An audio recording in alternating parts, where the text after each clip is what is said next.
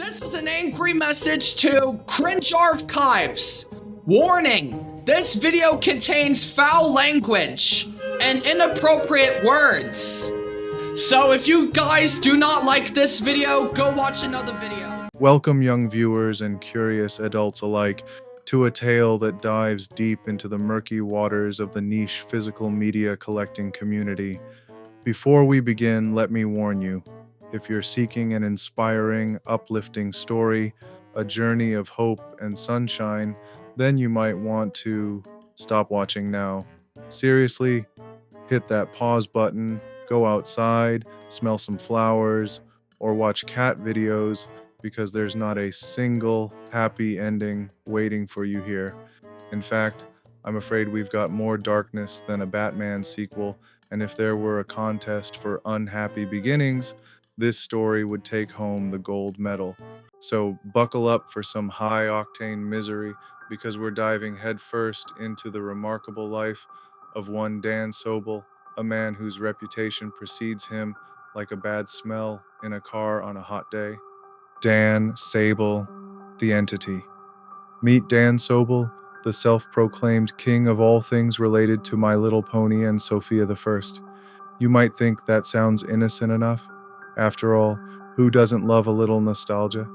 But as we dig deeper, you'll find that Dan is less about rewatching childhood favorites and more about a rabbit hole of truly bizarre behavior that links childlike enthusiasm to something much darker. If you stumble across one of Dan's exquisite classics, you'll likely be treated to one of his hundreds of children's songs. These aren't your standard nursery rhymes. No, these songs are more akin to musical haikus composed in a fever dream.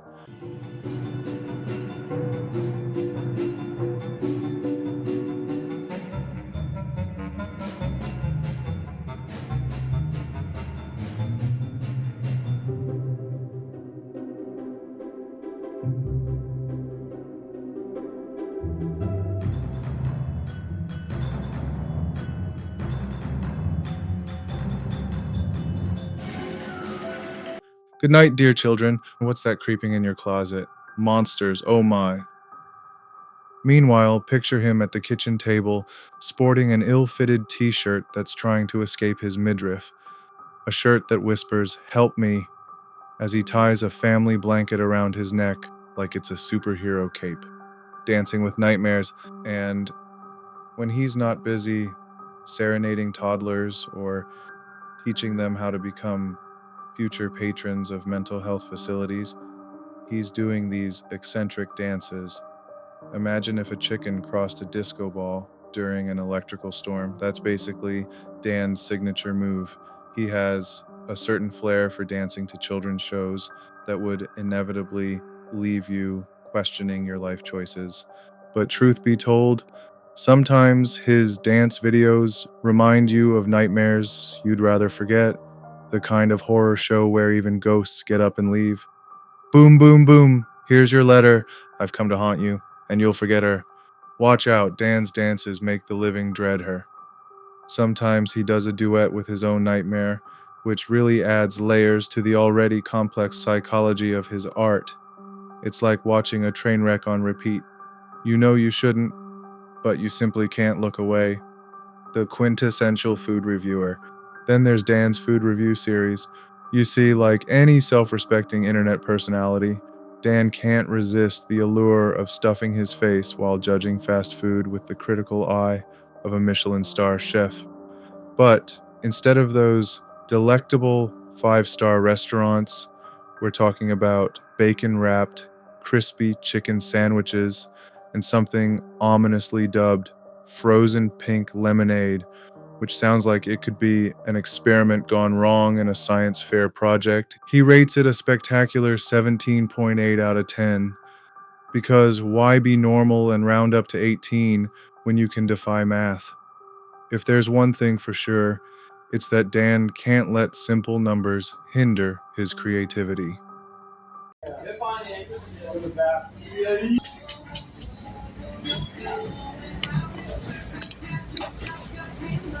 So my rating for the Bacon and Swiss Royal Crispy Chicken Sandwich and the new Frozen Pink Lemonade I'm probably gonna give it like a 17.8 out of 10. Political opinions that run amok. As if that wasn't enough, Dan decides to step into controversial waters, voicing opinions on political affairs with as much finesse as a cow on a tightrope. In his divine wisdom, he declares his disdain for Donald Trump because Trump was arrested for being racist.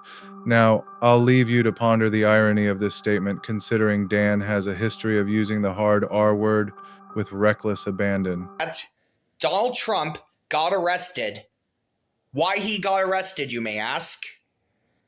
Well, it's because of his racism. So yeah, Donald Trump got arrested for racism. That is why he got fired from the president job.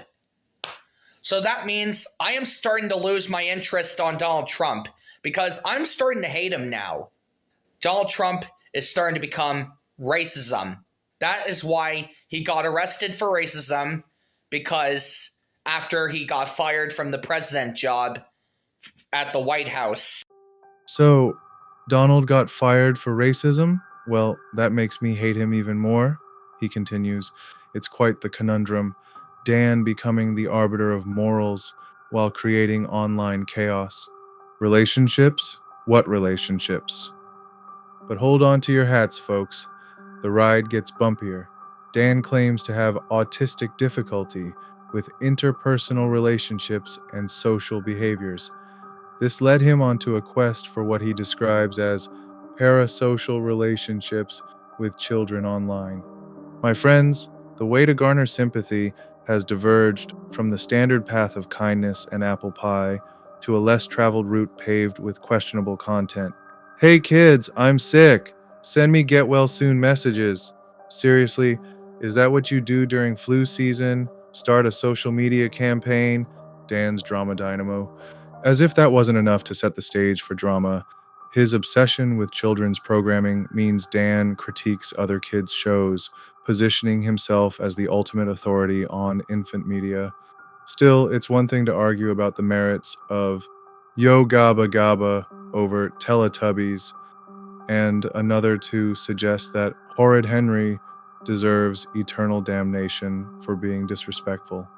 Yo, Horrid Henry, what's the deal with that worm accusation?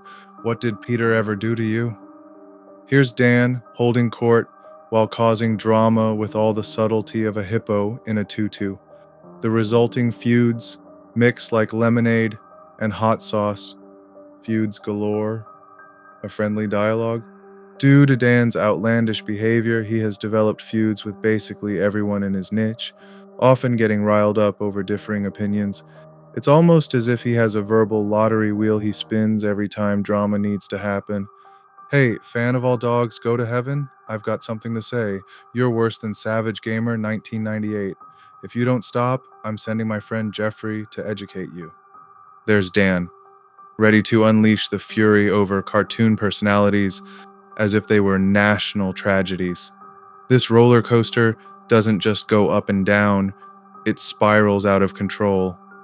Alternative medicines and curses. At one point, Dan resorts to alternative medicines to deal with his troll troubles.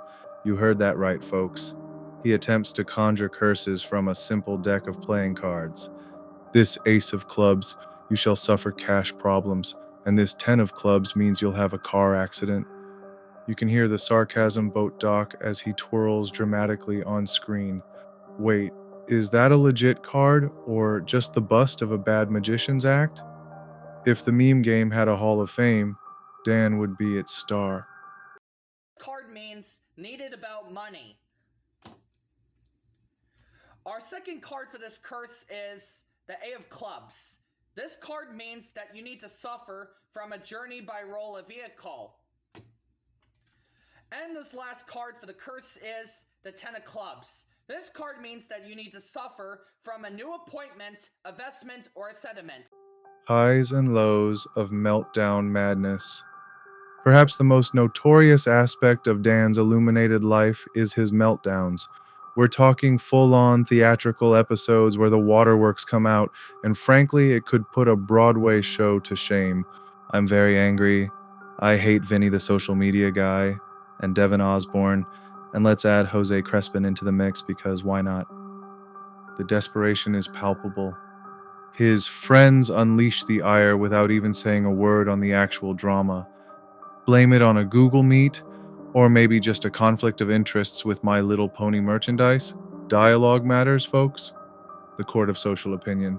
As Dan's actions culminate into internet notoriety, the drama reaches a climax. How dare you call me a man-child and a big baby in the comments in one of my videos.